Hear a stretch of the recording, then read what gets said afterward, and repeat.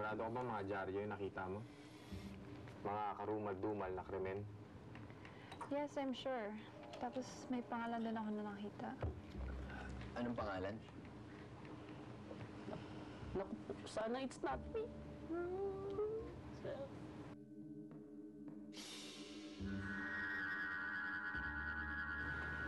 Mariel Stripado. Yun ang pangalan niya. Yun yung nakalagay sa dyaryo. Sige, papatrace natin agad ang pangalan yan. Meryl Stripado. Ang baho naman ang pangalan, no? Pero parang may pagka-Hollywood na hindi. Nako, bakit? Grabe naman yung observations mo. Ano ba real name mo? Excuse me. For your information, it's Benedicto Carlito Juan Inigo Bandido Bon Jovi Manotok Pascual the Third. Boji for short. Wala bang Bantotino sa pangalan mo? Wala. Middle name namin yun. MS. MS.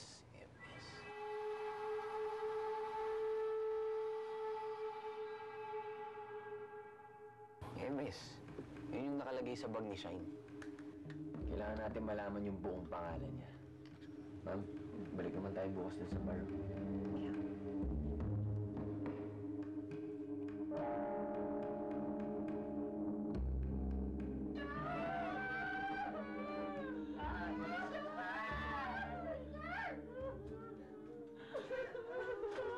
MS baka mo? Mauricio Sandoval ang totoong pangalan ni Shine. Ang kaawa-awang si Shine. Kanina lang hinahanap ko siya dito sa dressing room. Tapos, nawala na si Shine. Alam niyo po ba kung sino yung huli niyang nakausap kanina o gabi? Ayan! Siya po! Si Kuya B! Siya yung bumangga kay Shine! Kuya B, halika nga kayo dito sandali! Kakasya pa ba ako dyan? Ano ba kailangan niyo sa akin? Nasabi ko na dapat sabihin ko sa mga pulis na yan.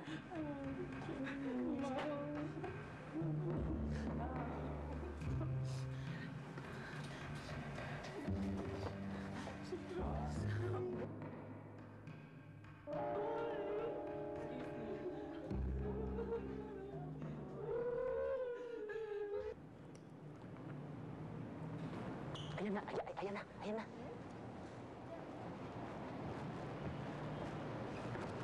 Kuya V? O bakit? Anong kailangan niyo sa akin? Nabunggo ko lang naman si Sean eh. Tapos bumagsak yung damit niya. Dinampot ko, yun lang. Wala sa kamatayan niya, ha? Talaga? Paano naman yung heels na nakita dun sa ulo niya? Hindi ba yun masyadong familiar sa'yo?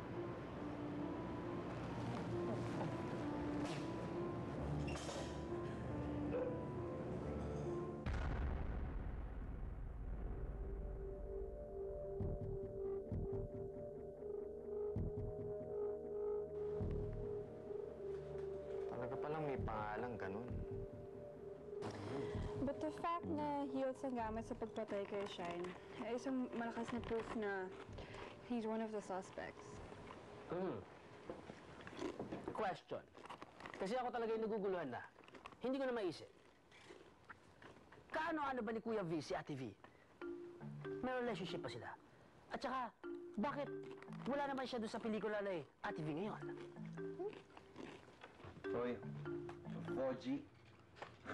Ay bang vigwasan kita dyan para hindi ka makapag-viro ng ganyan, ha? Si Bandido eh. Sir Samboy, akala ko man busy ka sa kaso. Yung pala, busy ka dyan sa visig ng iyong VV. Tama, Grabe din talagang palaisipan yung kaso na to, no? Ka-level niya yung manananggal. Baka mas mahirap pa. Pero huwag kayong mag-alala, masusolve din natin. Kailangan lang natin malaman yung pattern ng pagpatay, tsaka kung sino yung mga pinapatay.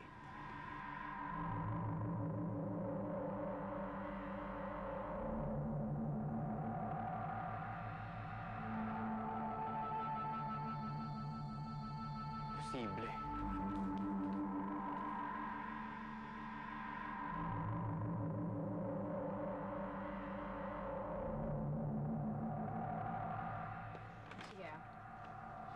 Isipin natin.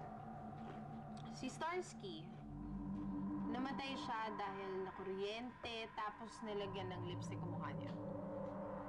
And then, si Shine naman, namatay dahil sinaksak sa ulo ng stilettos, heels.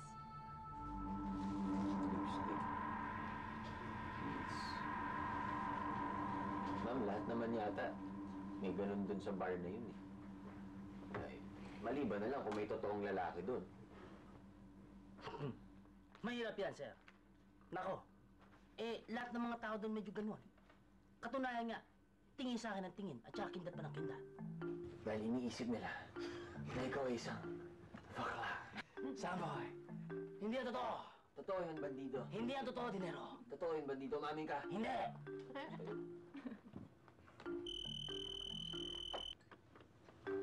Chief, yung vision ni Max? Meryl Stripado?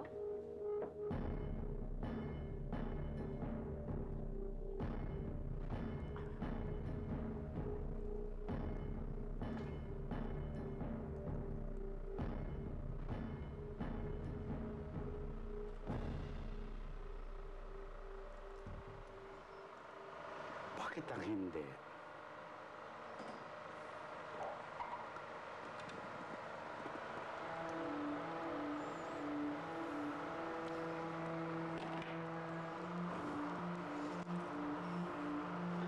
Ay,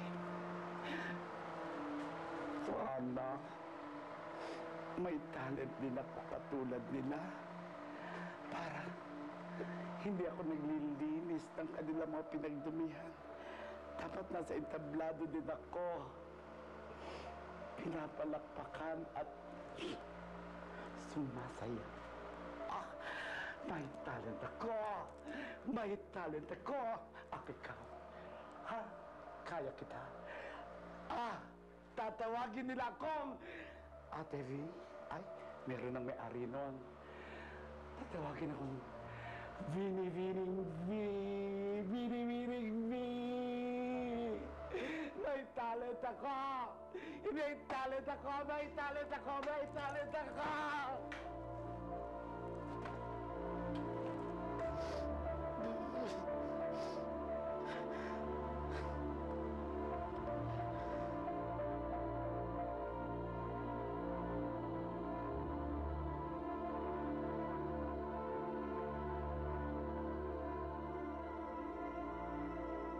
Ako man ay nagulat.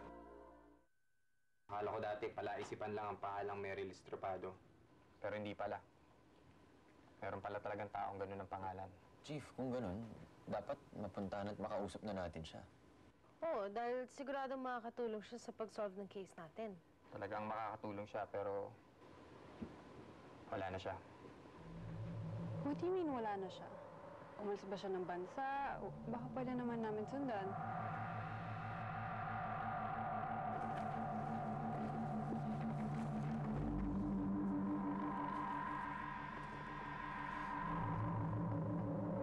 Si Meryl Stripado ay inmate sa koreksyonal. Di kung gano'n, pwede natin siyang puntahan doon. Pwede natin siyang bisitahin. Maximum security siya dahil sa mga krimeng ginawa niya. Pero pwede pa rin naman nating dalawin siya sa maximum security, di ba? Yep. Pwede. Pero na-lethal injection na si Meryl Stripado 10 taon na nakakaraan. Ha? Ano?